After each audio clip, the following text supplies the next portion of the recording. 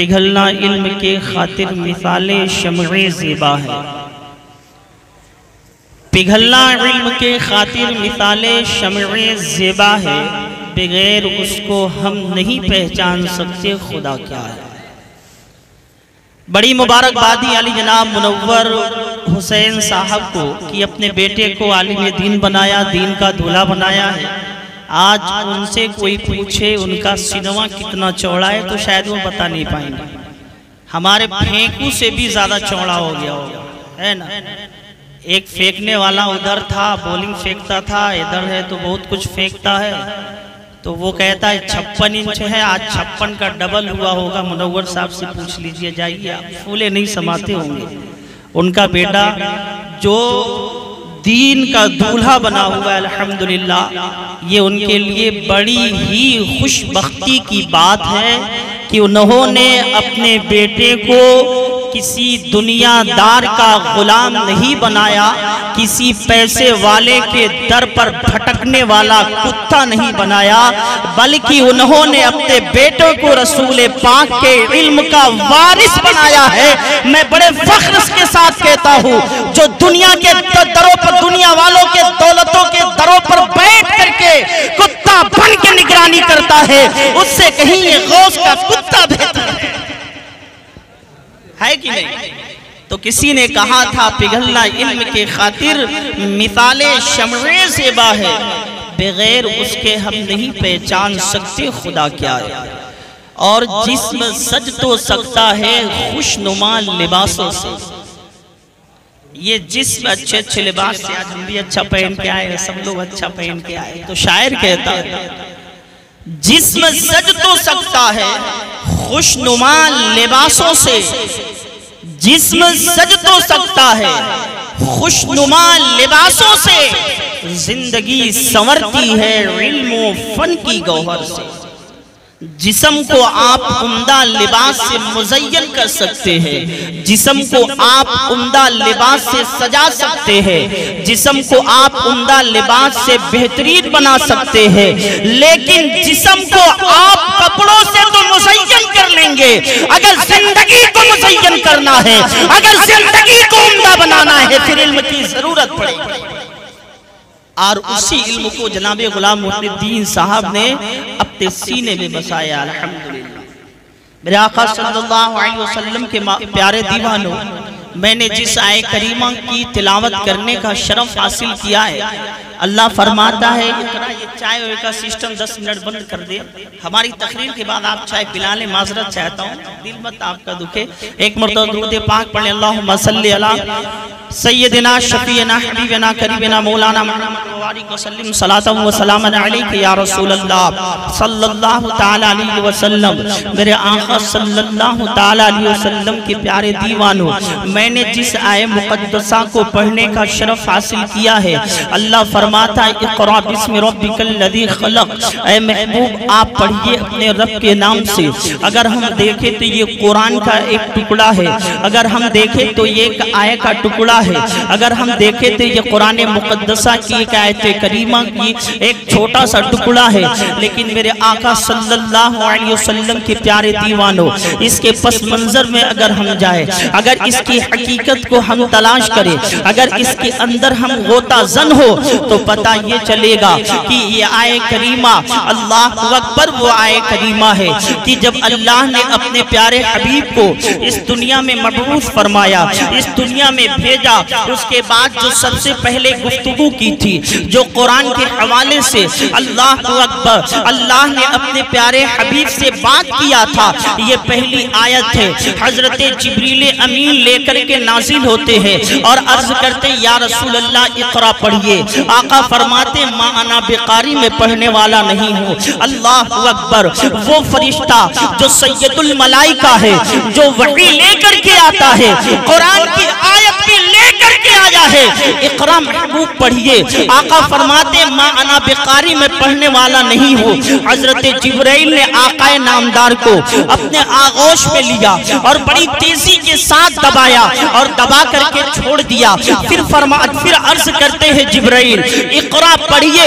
آقا فرماتے ما انا بقاری، میں پڑھنے والا نہیں ہوں۔ پھر حضرت جبرائیل نے دوسری مرتبہ اپنے آغوش میں لیا اور لینے کے بعد انہیں دبوچا اور دبوچنے کے بعد چھوڑ دیا۔ پھر جو ہے کہ عرض کرتے ہیں اقرا پڑھیے۔ آقا نامدار صلی اللہ تعالی علیہ وسلم فرماتے ہیں ما انا بقاری، میں پڑھنے والا نہیں ہوں۔ اللہ اکبر، جب تک جبرائیل کہتے رہے اقرا پڑھیے، آقا فرماتے ما انا بقاری، میں پڑھنے والا نہیں ہوں۔ لیکن جب جبرائیل نے عرض کیا اقرا بسم ربک الذی خلق، اے محبوب آپ پڑھیے اس رب کے نام سے جس نے آپ کو پیدا کیا ہے۔ جب آقا نامدار نے اپنے رب کا نام سنا، آقا نامدار پڑھنا شروع کر دیے۔ جب تک جبرائیل کہتے رہے اقرا یعنی پڑھیے پڑھیے، آقا فرماتے رہے ما انا بقاری، میں پڑھنے والا نہیں ہوں۔ مگر جب جبرائیل نے کہا اقرا بسم ربک الذی خلق یعنی اپنے رب کے نام سے پڑھیے، آقا اپنے رب کے نام کو سنتے ہی پڑھنا شروع کر دیتے ہیں۔ گویا مصطفیٰ اپنے امتیوں کو پیغام دے رہے ہیں اگر کوئی کہے پڑھے پڑھو تو مت پڑھنا، لیکن رب کے نام سے پڑھنے کی باری آئے تو پڑھنا شروع کر دینا۔ اے میرے دوستو، آقا نامدار صلی اللہ علیہ وسلم کے اللہ اکبر اپنے امتیوں کو پیغام دے رہے ہیں اگر صرف پڑھنے کی باری آئی تو پھر نہ پڑھنا، لیکن جب اپنے رب کے نام سے پڑھنے کی باری آئی تو جیسے میں پڑھنے لگا تم بھی پڑھنے لگنا۔ اے میرے آقا صلی اللہ علیہ وسلم کے پیارے دیوانوں، آقا نامدار صلی اللہ تعالی علیہ وسلم کی وہ ذات بابرکات ہے، اللہ کی قسم ان سے بڑا سائنس دنیا میں کوئی نہیں ہوا۔ آقا نامدار صلی اللہ علیہ وسلم کی ذات بابرکات وہ ذات بابرکات ہے کہ ان کی طرح وگیان کا جاننے والا کوئی نہ پیدا ہوا۔ ارے آج اگر کوئی کتنوں ہی مشین لگا لے مگر اگلی بات کا پتہ نہیں لگا سکتا ہے، لیکن مصطفیٰ کے اللہ اکبر علم کا عالم یہ تھا کہ اگلی کیا، ارے آنے والے زمانے کی باتیں بھی بتا دیتے تھے۔ تبھی تو سیدی سرکار اعلیٰ حضرت فرماتے ہیں اور کوئی غیب کیا تم سے نیہا ہو بھلا، اور کوئی غیب کیا تم سے نیہا ہو بھلا، جب نہ خدا ہی چھپا تم پہ کروڑوں۔ سوچے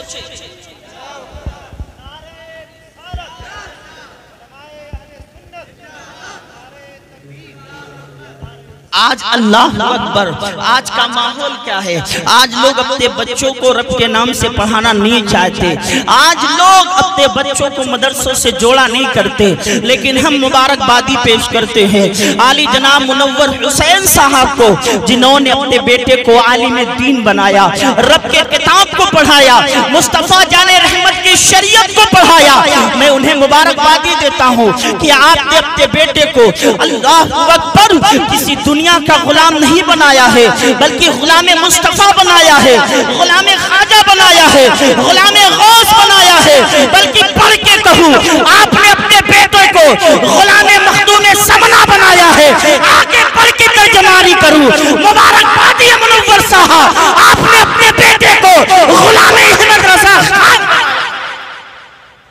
اب ان کے علم پر کوئی، اب ان کے عقیدے پر کوئی ڈانکا نہیں ڈال سکتا، اب ان کے عقیدے سے کوئی نہیں کھیل سکتا ہے، کیونکہ وہ دین کے علم سے اپنے سینے کو مصطفیٰ کا مدینہ بنا لیا ہے۔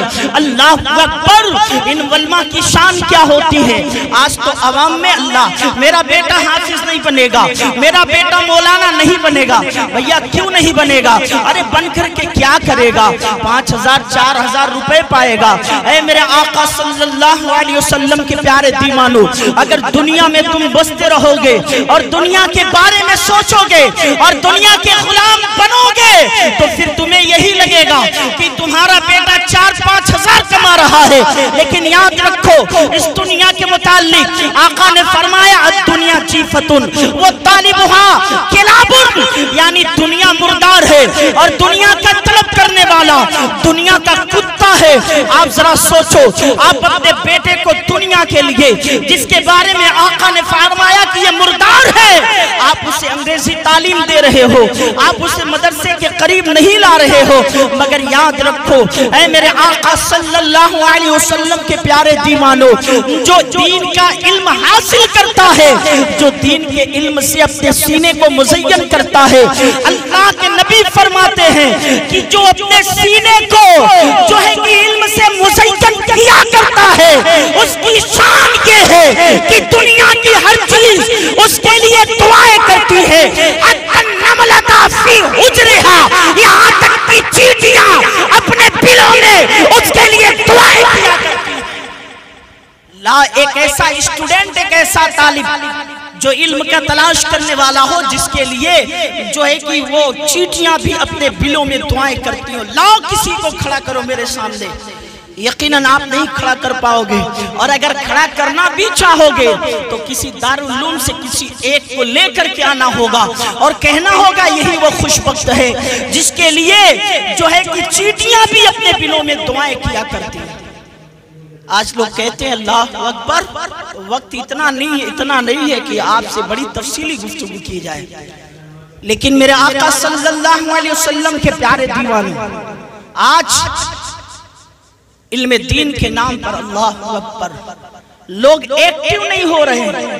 لوگ اپنے بچے کو علم دین مصطفیٰ سکھانا نہیں چاہ رہے ہیں. آج کہتے ہیں کہ کیا میں سکھاؤں, میں پیسے خرچ کرتا ہوں لیکن اس کا بدل بھی نہیں مل پاتا ہے, اس کی طرح بھی نہیں مل پاتا ہے. لیکن اے میرے آقا صلی اللہ علیہ وسلم کے پیارے دیوانوں, آؤ میں آپ کو بتاتا ہوں.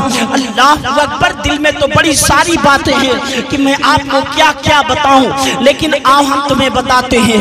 آج اب اپنے بچے کو سائنسٹسٹ بنانا چاہتے ہیں, آج اب اپنے بچے کو وگیان بنانا چاہتے ہیں کہ میرا بچہ ویگیانک بن جائے گا, میرا بیٹا سائنسسٹ بن جائے گا.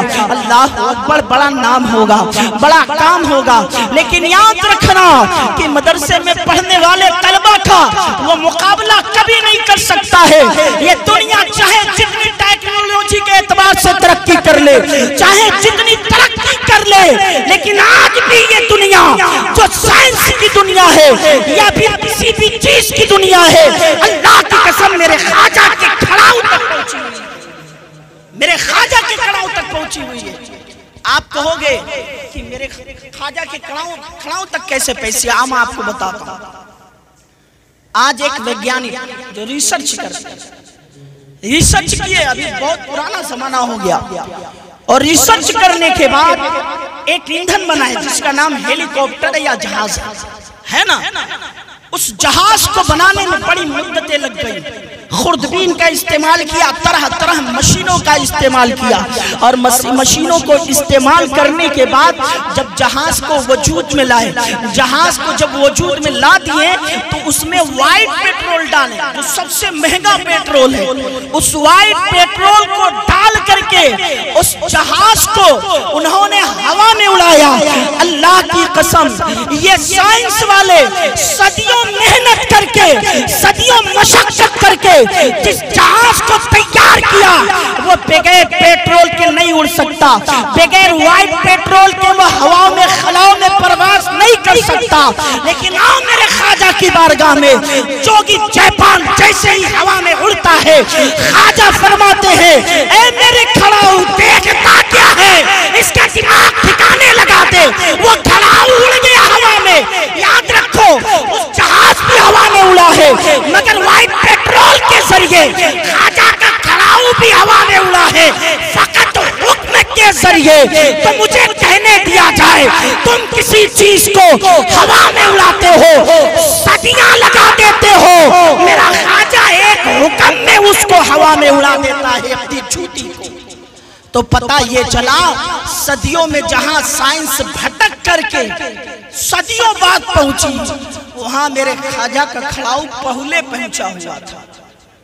یہ دنیا اتنی ٹیکنالوجی استعمال کرنے کے بعد جہاں پہنچی ہے اور جس کا نام ترقی دیتی ہے, وہ میرے خواجہ کے کھڑاؤ رکھنے کی جگہ ہے. کھڑاؤ رکھنے کی جگہ میں نہیں کہتا, تاریخ کی کتاب اٹھا کے دیکھ لیا. اور تاریخ کے ابواب میں پڑھ لیں کس قدر خواجہ صاحب کی جوتی نے اڑا تھا، لیکن آج پھر بھی ہم علم دین سے کوتاہی کرتے ہیں، اپنے بچوں کو علم دین نہیں دینا چاہتے آپ۔ اللہ اکبر، آپ کہتے ہیں کہ میں پیسہ خرچ کرتا ہوں، لیکن آؤ میں آپ کو بتاتا ہوں، ایک اللہ کے مقدس برگزیدہ بندے ہیں جن کا نام ہے ابو عبد الرحمن فروخ۔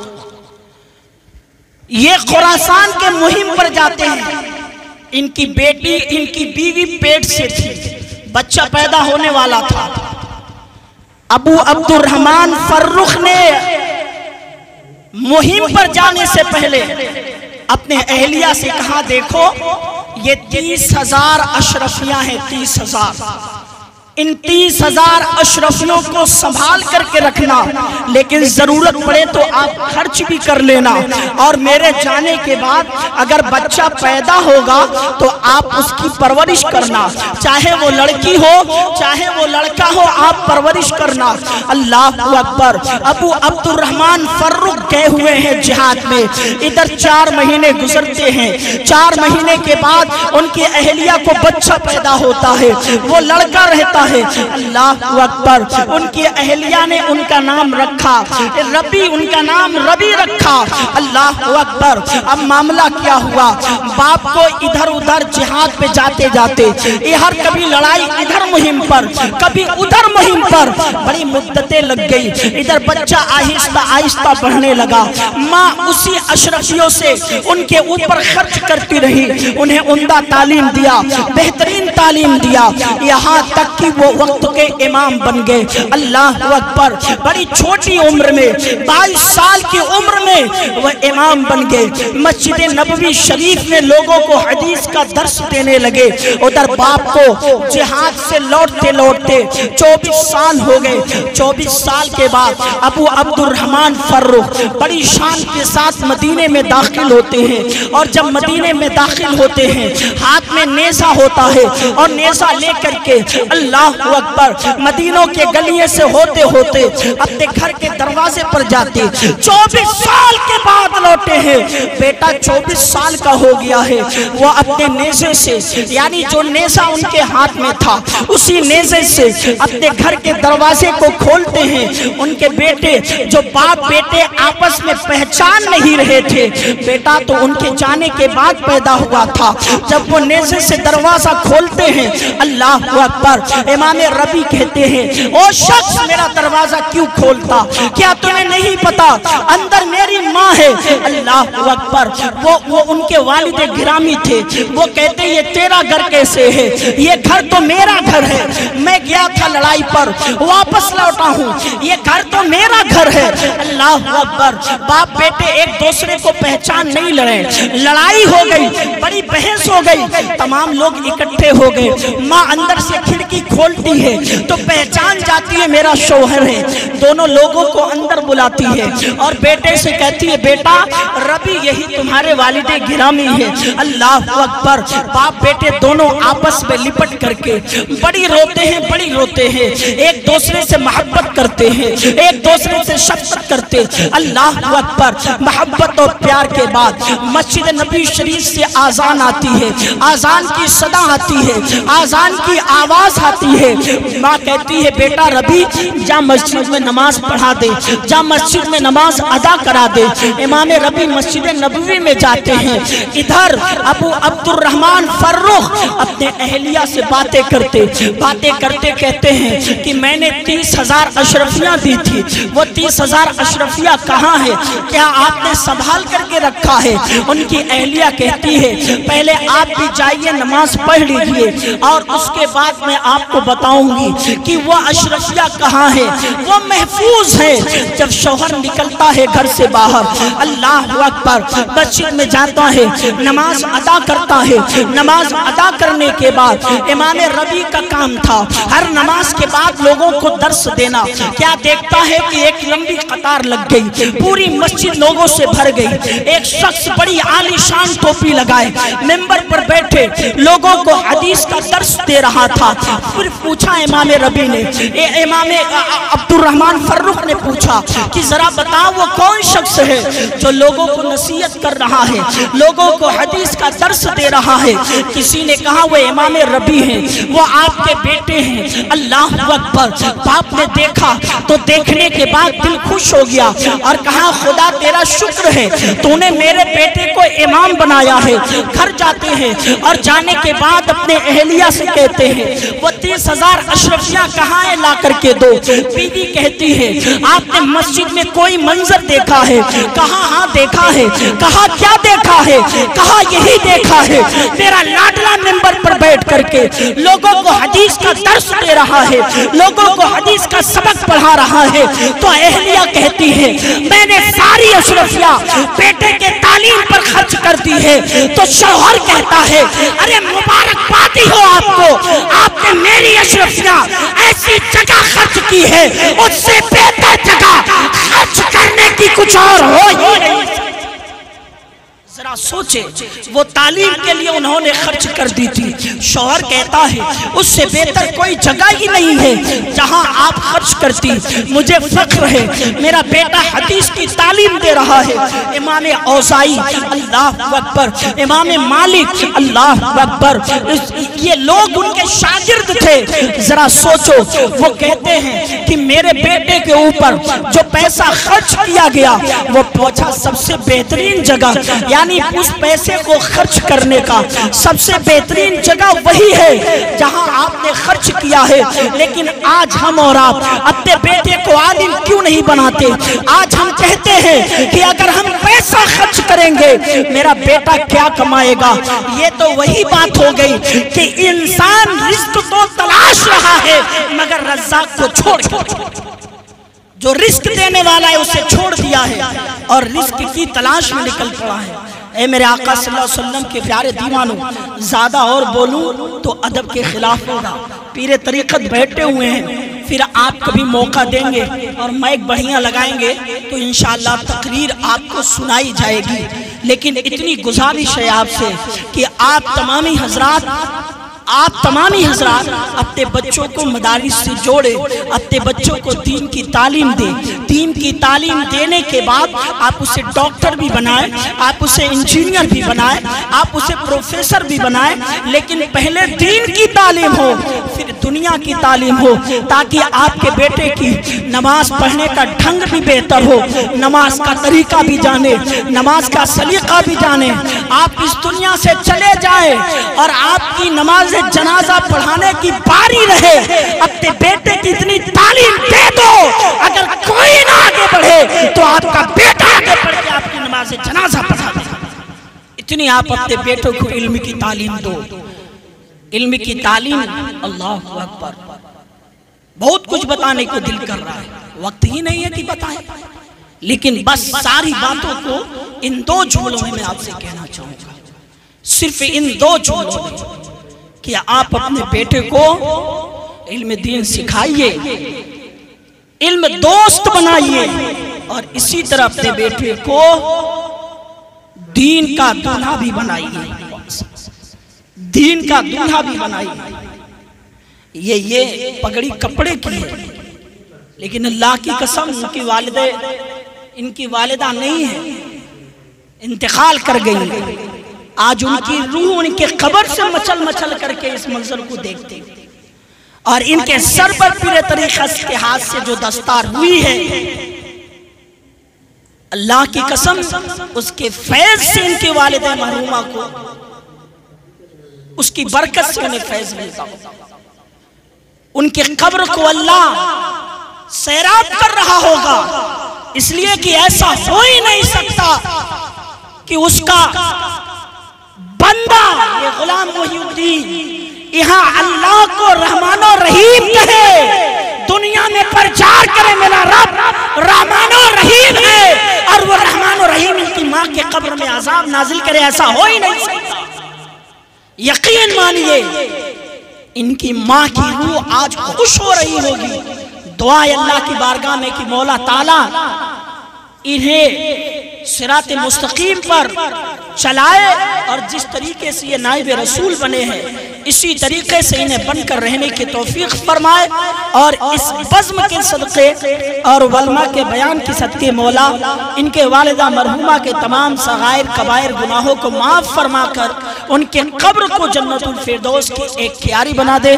وآخر دعوانا ان الحمدللہ رب العالمین، استغفر اللہ ربی من کل ذنب واتوب الیہ۔ پھول چنی کی شاد رہے، باغباں جاتا ہوں میں، گلشن تیرا آباد رہے۔